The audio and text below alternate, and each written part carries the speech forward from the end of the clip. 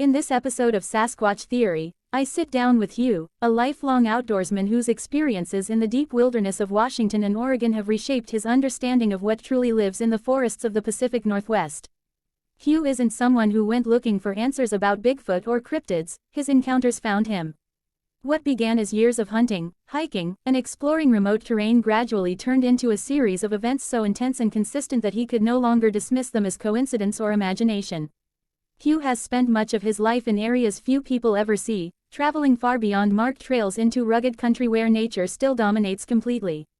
It was in one of these remote locations that he encountered something that immediately unsettled him, a deer carcass unlike anything he had ever seen before.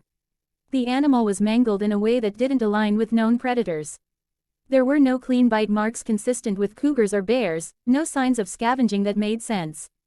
The force required to do this kind of damage suggested immense strength. Hugh remembers standing there in silence, feeling watched, realizing that whatever had done this might still be nearby. Not long after that discovery, Hugh experienced what would become one of the defining moments of his life. While overlooking a mountain valley that had been partially clear-cut, he noticed movement that didn't match the rhythm of any animal he recognized. What emerged was a towering, dark-furred figure walking calmly and deliberately through the open area. It wasn't rushed, it wasn't hiding, it moved with confidence, as if it knew it belonged there. The creature had long arms that hung far past its waist and long legs that carried it effortlessly across the terrain. Hugh describes an overwhelming presence, something primal and intelligent, that instantly told him he was witnessing something extraordinary. Rather than fear, Hugh felt awe. He was frozen, watching this being traverse the landscape in full view.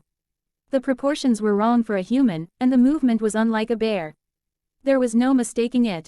This was a Sasquatch. The encounter only lasted moments, but it permanently altered Hugh's understanding of the wilderness he thought he knew so well.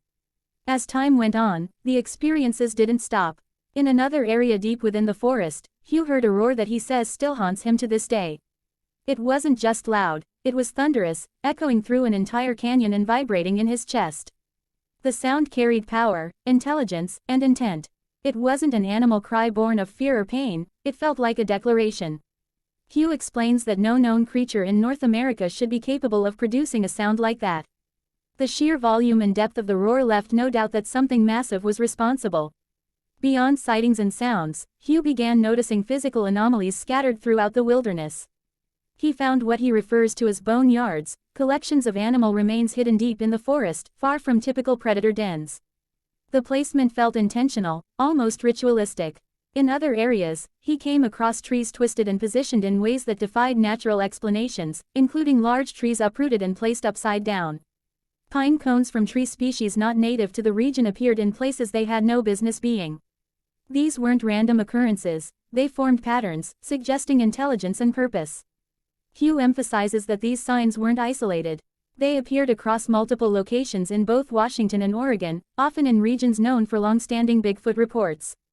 The Pacific Northwest, with its dense forests, deep valleys, and vast stretches of uninhabited land, provides the perfect environment for something like Sasquatch to remain hidden. Hugh believes these creatures are highly intelligent, deeply connected to the land, and skilled at avoiding human detection. What stands out most in Hugh's account is his grounded demeanor. He isn't chasing fame or trying to convince skeptics through sensationalism. He simply shares what he has seen and experienced, knowing that the truth doesn't require embellishment. He understands skepticism, he once shared it, but after years of repeated encounters, physical evidence, and undeniable moments, he believes we are missing something crucial about our world. Hugh feels that humanity may be on the verge of uncovering one of North America's greatest mysteries. Whether Sasquatch is a relic of an ancient hominid species, something interdimensional, or a branch of evolution we've overlooked, he believes the evidence is mounting. The forest, he says, holds secrets far older than modern civilization, and not everything wants to be found. This conversation isn't just about Bigfoot sightings, it's about humility. It's about recognizing that despite our technology and maps, vast portions of this planet remain unexplored and misunderstood. Hugh's experience's challenge is to reconsider our assumptions about nature and our place within it. The wilderness isn't empty, it's alive, watchful, and possibly shared with something extraordinary. As this episode of Sasquatch Theory unfolds, listeners are invited to step into the shadows of the Pacific Northwest and listen closely. Sometimes the truth doesn't announce itself loudly. Sometimes it walks quietly through a mountain valley, leaving only questions behind, and the feeling that we are not alone.